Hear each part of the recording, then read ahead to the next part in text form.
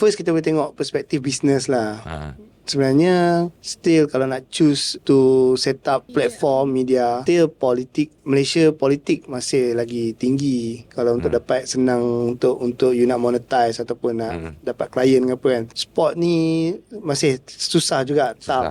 One of the reason kenapa kita guna nama Arena Malaysia Asia tu sebab kita nak go So kita ada rezeki kena juga dapat luar sikit kan, Singapore ke Thailand ke Indonesia so dapat bantu kita punya ni lah, income tu lah. Selalu yang cari bisnes Elaine ke Hafiz? Itu unik kan. Siapa yang network? Business cari kerja. Bisnes cari lah. Itu style. But I do more PR, pitching. Yeah. Okay. Tapi banyak yang ada technical. Operation. Operation. Technical production. Business cari kita.